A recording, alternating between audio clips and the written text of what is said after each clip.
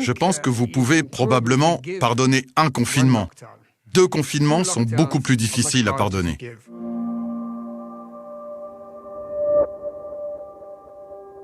L'OMS, si vous écoutez bien la définition, c'est l'Organisation mondiale de la santé. Ce n'est pas l'Organisation mondiale de la maladie.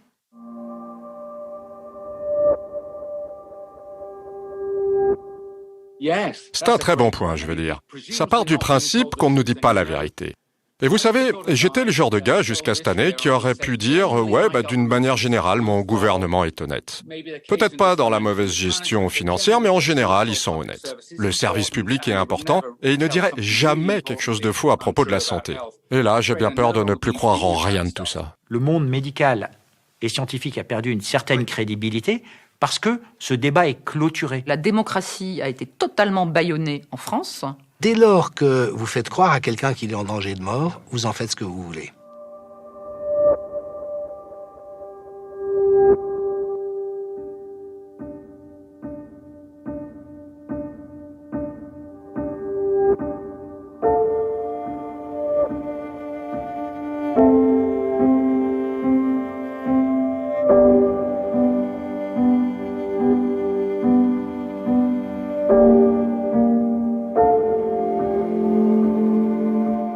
Je m'appelle Miguel. Dans une ancienne vie, j'étais médecin-chercheur.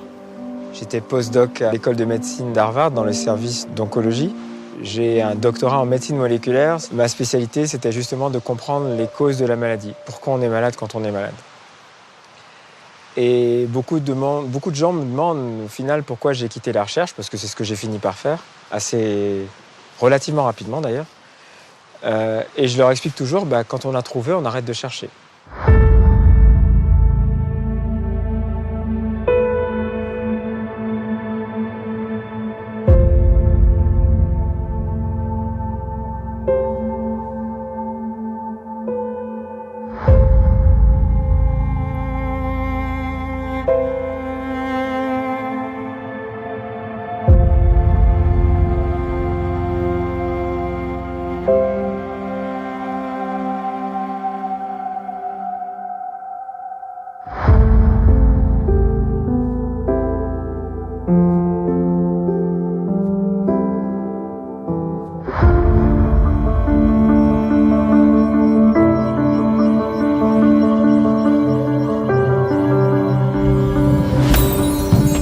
Salut les terriens, c'est moi Corona le virus. C'est vous qui m'avez fait roi à cause de ma couronne. Eh ouais, nous les virus, on est dans la place depuis plus d'1 milliard d'années. Et pourquoi vous nous cherchez partout? Et c'est pas cool d'associer notre nom à la mort. C'est nous qui vous avons créé. Qui a participé à la formation de votre ADN? Qui? C'est Bibi, eh oui. Et va falloir se calmer les gars. Il va falloir se calmer, vous me faites vraiment flipper quand je vous vois là.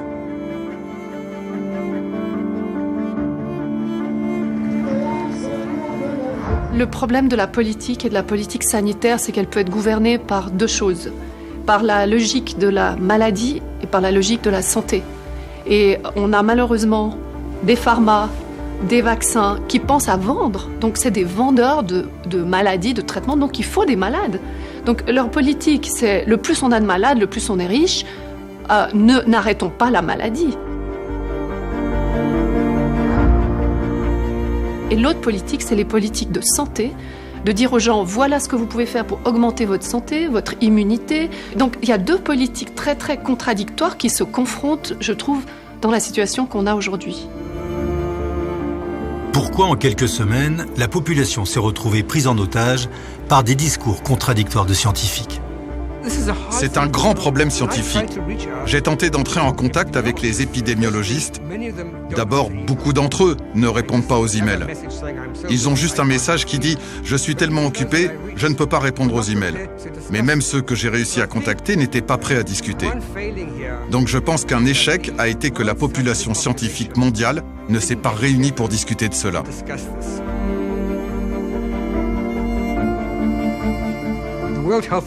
L'Organisation mondiale de la santé et les épidémiologistes ont l'impression d'avoir un seul but, qui serait d'arrêter l'épidémie. Dans le passé, ils ont combattu d'autres épidémies. Pour la grippe aviaire, la grippe H1N1, Ebola, ils ont donné des prévisions très très hautes. Et heureusement pour eux, personne ne les a écoutés.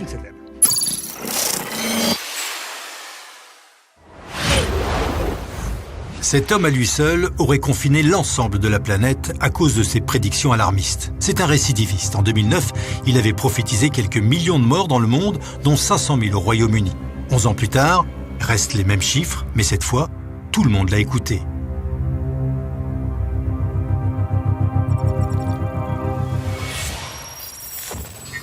La France, elle n'applique pas les recommandations de l'OMS.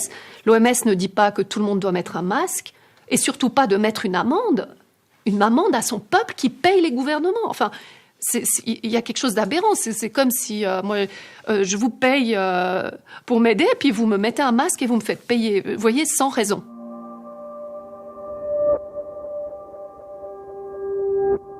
Il y a eu, au cours de l'année écoulée, 3 recommandations par l'OMS publiées sur les conseils, relatifs aux conseils sur le port du masque.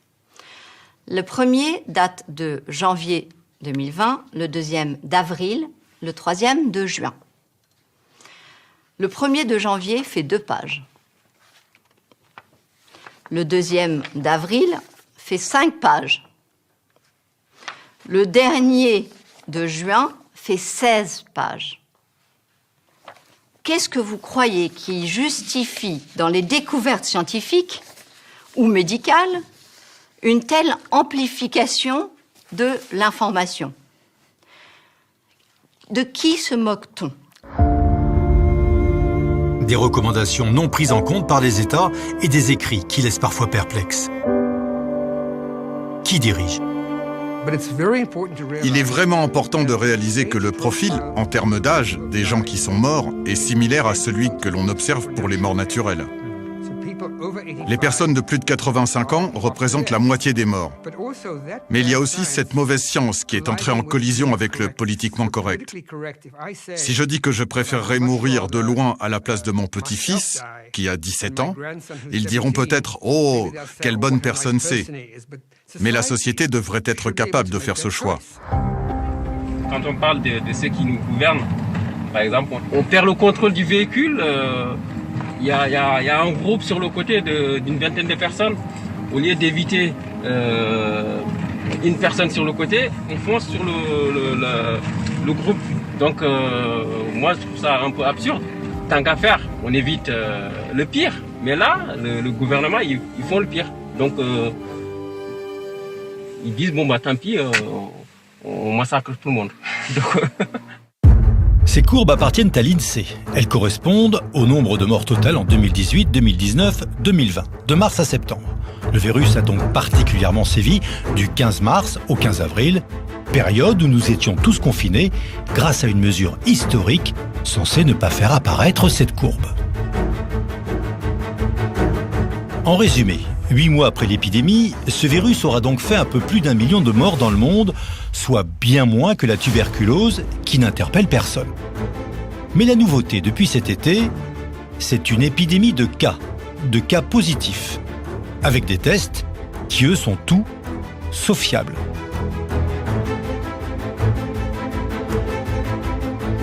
Alors pourquoi il y a autant de cas positifs? Parce qu'on monte les cycles. On vous a déjà expliqué plusieurs fois que les cycles d'amplification de l'ARN du Covid, plus on monte, plus on va au-delà des 30, plus on va trouver des traces infinitésimales de n'importe quoi, d'une ancienne grippe, d'un ancien rhume, d'un virus mort, de tout.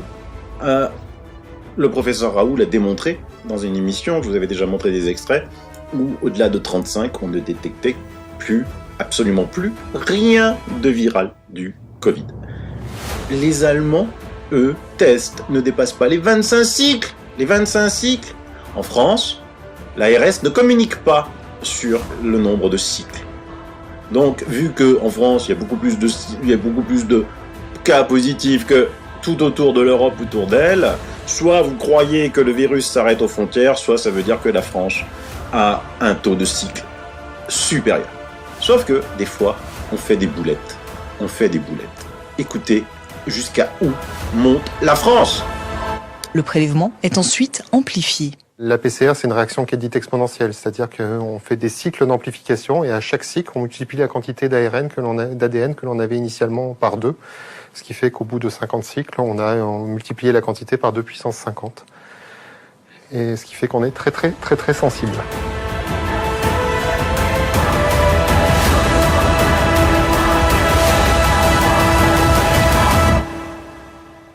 Alors que toutes les courbes en Europe montrent à l'évidence que le danger était déjà loin derrière,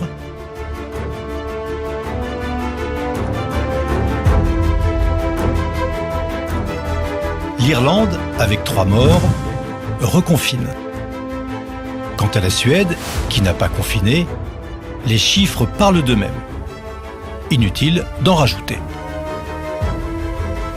Alors que les courbes en Europe sont plutôt rassurantes, ce virus va jusqu'à faire construire des futurs camps d'internement au Canada. Où ces camps seront-ils construits? Combien de personnes seront-elles détenues? Et pour quelles raisons des personnes seraient-elles gardées dans ces camps d'isolement? En France, sur les plateaux des chaînes d'infos, des médecins continuent de semer la panique, en préférant prescrire la peur à des millions de personnes, à défaut de traitement. C'est comme quand vous aviez la BD de Lucky Luke avec le remède miracle où on dit aux gens prenez ça et vous allez Pardon Martin, mais moi j'ai entendu Christian Estrosi dire mais j'ai été soigné grâce à l'hydroxychloroquine. Oui, c'est fait gourouiser.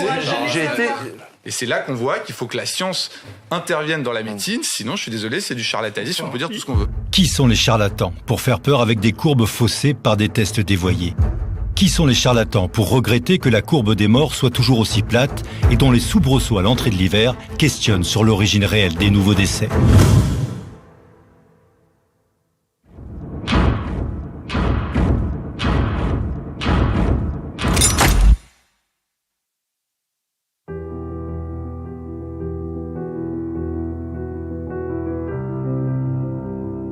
Ça, c'est les zones cutanées qui sont en contact avec le masque. Ça, c'est une dame qui mettait son masque là, regardez. Donc, elle ne s'est pas soignée tout de suite parce qu'elle a un certain âge, elle n'osait pas sortir. Donc, ça a commencé là, puis ça s'est étendu sur le nez. Ça, c'est une belle infection aussi. Ça, c'est pareil, des boutons d'acné. Ça, je l'ai vu ce matin.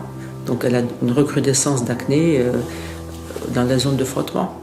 Ça, faut mettre de la cortisone et puis dès qu'elles vont remettre le masque, ça va revenir. On n'a pas beaucoup de solutions pour ça parce que les masques hypoallergéniques ne sont pas trouvés facilement. Même nous, dermatologues, on a du mal à s'en procurer. Et donc, ces gens sont obligés de se rabattre sur des masques en coton. Mais les masques en coton, on sait que c'est moins protecteur. Déjà, les masques chirurgicaux, c'est pas très protecteur puisque c'est même marqué sur la boîte que ça ne protège pas des infections. On voit souvent des jeunes qui mettent leur masque en coton toute la journée, qui ne les lavent pas, qui les remettent même le lendemain, qui les manipulent sans cesse parce que s'ils fument, ils les enlèvent pour fumer, ils les enlèvent pour manger un sandwich, ils les enlèvent pour embrasser leur petit copain ou leur petit ami. Et donc, ça devient un nid de microbes en quelques heures. L'école n'accepte pas qu'on enlève le masque. Donc, ça veut dire à la récré et tout le temps, même en classe, on doit le porter. Et donc, il y a un élève qui l'avait sur le nez. Et même moi, des fois, je le dégage un peu pour respirer. Et on se fait reprendre très méchamment en disant que c'est une erreur et qu'on peut être renvoyé. Et un élève a été renvoyé pendant une semaine. À Sarrebruck, au lycée franco-allemand où mon fils va, il y avait une élève qui était absente depuis 10 jours, qui avait le Covid. Et 10 jours après, donc, ils ont fermé le lycée pendant une semaine. Et ils ont fait tester les 1400 élèves du lycée. Et sans aucun problème, il n'y a pas eu de réaction hostile à cette prise de décision? Il y a eu quelques parents, je crois, qui ont refusé le test, mais sinon... Et le directeur du lycée était d'accord? Le directeur était contre, mais c'est l'administration, c'est le ministre de la Santé de la Sarre qui a obligé le directeur à fermer l'école, à fermer le collège et le lycée. Pour une personne, et il y a eu 1500 tests? Pour une personne qui était absente depuis 10 jours. Je travaille dans une crèche, les enfants ils sont habitués au masque et quand on enlève le masque, ils sont terrorisés maintenant, c'est l'inverse, c'est l'effet inverse. Pour eux, on vit avec un masque. Et on est obligé d'avoir ce masque et les enfants, pour eux, le visage c'est un masque, c'est plus un visage avec un sourire. Dans le grand public, le port du masque par des personnes en bonne santé peut notamment présenter les désavantages suivants. Premièrement, risque potentiellement accru d'auto-contamination dû au fait de manipuler un masque facial puis de se toucher les yeux avec des mains contaminées. Mais aussi autocontamination si un masque non médical humide ou sale n'est pas remplacé, favorisant ainsi la prolifération de micro-organismes, de champignons, de bactéries et d'autres virus. Troisième point, maux de tête et ou difficultés respiratoires possibles selon le type de masque utilisé. Autre point, lésions cutanées faciales avec des dermites irritatives, donc des rougeurs, des boutons, ou aggravation de l'acné en cas de port fréquent et prolongé du masque. Dans les maternités, on fait accoucher les femmes avec un masque. C'est l'effort le plus intense que nous n'aurons jamais à faire de toute notre vie, accoucher, mettre au monde notre bébé. Et le bébé arrive et voit le visage de ses parents avec un masque. On sait que le premier regard du bébé, c'est quelque chose de fondamental pour poser sa sécurité. Le Conseil de l'Europe martèle 1 enfant sur 5 victime de violences sexuelles en Europe. Pendant le confinement, ça a été non seulement compliqué pour les femmes, bien sûr, mais aussi pour les enfants, parce que dans certaines familles, il y a eu des recrudescences de violences. Et pendant le confinement, j'ai été en contact avec une gendarme d'une brigade de protection des mineurs. Elle me disait c'est terrifiant parce qu'on n'a aucun dépôt de plainte, on n'a rien qui se passe. Parce que les gens, donc étant confinés et sous surveillance, ne pouvaient pas ni appeler. Voilà, s'il y a de la maltraitance dans la famille, on va voir si un enfant prend son téléphone et appelle le 119. Impossible. Ou si une femme peut aller déposer plainte, puisque même elle ne pouvait pas sortir. Donc il y a eu énormément de drames pendant cette période de confinement. En attendant, les chiffres du premier bilan du confinement se font plutôt rares. Les plaintes pour viol auraient été multipliées par 3, selon un expert psychiatre de la brigade des mineurs. En temps normal, il y a 12 000 agressions sexuelles d'enfants chaque jour. Combien de suicides, de meurtres, de viols? Ajoutez les centaines de milliers d'amendes, jusqu'aux menaces physiques. Ouais, mais vous êtes trop nombreux côte à côte, là. Il n'y a pas la distanciation sociale, monsieur. S'il vous plaît, messieurs, vous quittez l'endroit. Il n'y avait pas de distanciation sociale, vous quittez l'endroit, monsieur. La peur du virus impacte gravement la santé psychologique de très très nombreux de mes patients. Les sujets âgés veulent plus sortir, ils veulent plus voir leurs petits-enfants, ils sont terrorisés. Il y a des effets secondaires majeurs. Il y a la ruine aussi de beaucoup d'entreprises, de beaucoup de commerces. Ma mère avait un cancer du sein opérable juste avant le confinement. Pendant le confinement, elle n'a pas pu rentrer à l'hôpital pour se faire opérer. Et puis maintenant, elle est au stade 3 et elle essaye de s'en sortir. Ils ont presque arrêté la prévention des cancers, les scanners, les envois chez les spécialistes. Donc pendant 6 mois, on a eu entre un tiers et la moitié des patients renvoyés vers un spécialiste, contrairement à une année normale. Si vous alliez voir votre généraliste, que vous avez une grosseur ou une douleur et qu'il était embêté, il vous envoyait immédiatement le jour même à l'hôpital pour un scanner ou un bilan sanguin. On a fait ça.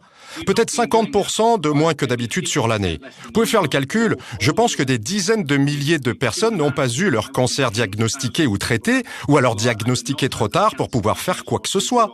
Si j'étais le politicien, je me dirais, j'ai probablement sauvé personne de la Covid et j'ai tué 75 000 de mes concitoyens. Le 3e jour du confinement, le 18 mars, j'ai mis en ligne une vidéo. Pour votre santé, nous vous privons de liberté. J'ai eu des commentaires extrêmement positifs sur la vidéo qui m'ont encouragé, mais voilà les commentaires que j'ai reçus aussi. Entôle le charlatan. Nous allons te dénoncer à l'ordre des médecins. J'en ai eu quelques-uns. Donc il a fallu que je rajoute en dessous de ma vidéo, s'il vous plaît, ne mettez pas des commentaires qui rappellent les heures sombres de notre histoire. Pourquoi il ne faut pas reconfiner? Parce qu'il y a des effets collatéraux systémiques qui sont absolument majeurs et que dans la balance bénéfice-risque, les risques l'emportent beaucoup sur les bénéfices dans cette épidémie.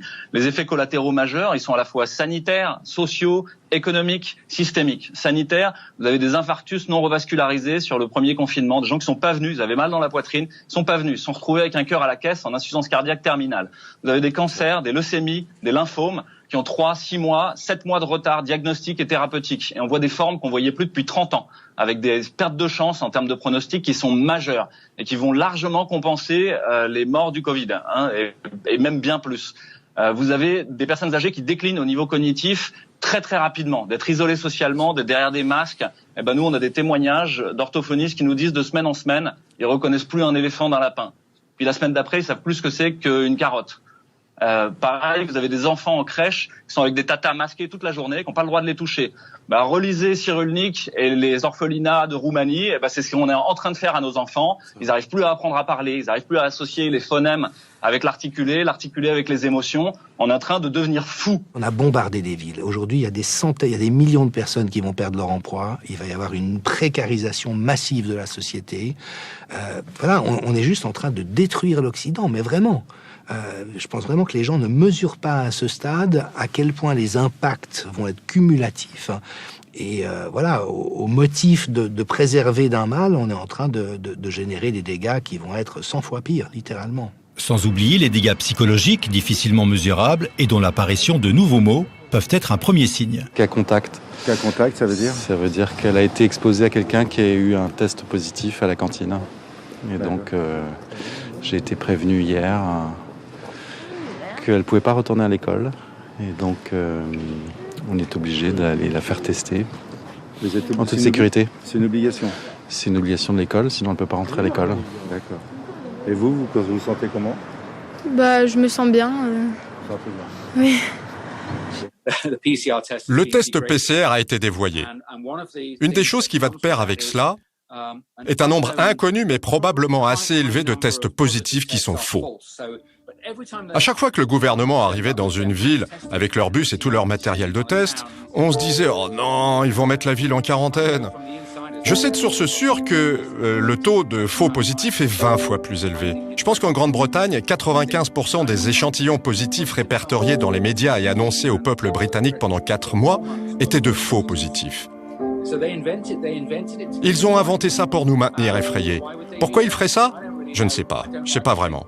Je n'aime pas penser à une sorte de conspiration, mais quelqu'un m'a dit l'autre jour, tu peux pas te tromper à ce point-là pendant si longtemps si tu n'en as pas l'intention. Où sommes-nous ? La santé comme un prétexte à la soumission.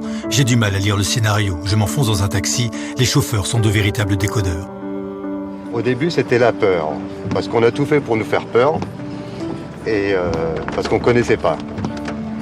J'ai voulu réfléchir à la question, mais c'était compliqué. Parce qu'un jour, on nous disait oui, un jour, on nous disait non. On nous a pris pour des enfants. Mais on n'est pas des enfants. Chaque personne réfléchit à sa façon, chacun sa façon de voir les choses. Une fois, il y avait une femme qui pleurait, mais vraiment qui pleurait énormément. Je me suis senti mal parce que sa fille avait le coronavirus. On ne pouvait rien lui donner, rien. Moi, j'ai travaillé pendant le confinement. Les femmes des aides-soignants dans les EHPAD, elles n'avaient même pas de Charlotte, monsieur. De Charlotte, elles n'avaient même pas de blouse. On est où ? On est au Sri Lanka. J'ai même été ausculter des confrères à leur domicile, armés de gants MAPA parce qu'on n'avait pas de gants, de kawaii parce qu'on n'avait pas de surblouse, etc. Et qu'à l'époque, on ne savait pas très bien ce qui allait se passer. Les infirmières, il y en a une, elle m'a dit, elle a pris un sac poubelle, monsieur, pour faire une blouse, un sac poubelle. Mes 2 confrères précédents tombent gravement malades. Je dois les remplacer au pied levé. Maladie nouvelle, pas de traitement prouvé, une mortalité hospitalière avec des patients à risque qui s'approchent entre 20 et 30%, donc une mortalité très importante. Il y a un homme qui connaît bien les procédures en cas d'épidémie. Pendant 20 ans, il a géré ces situations de crise. Il a encore du mal à réaliser où nous en sommes arrivés. À partir de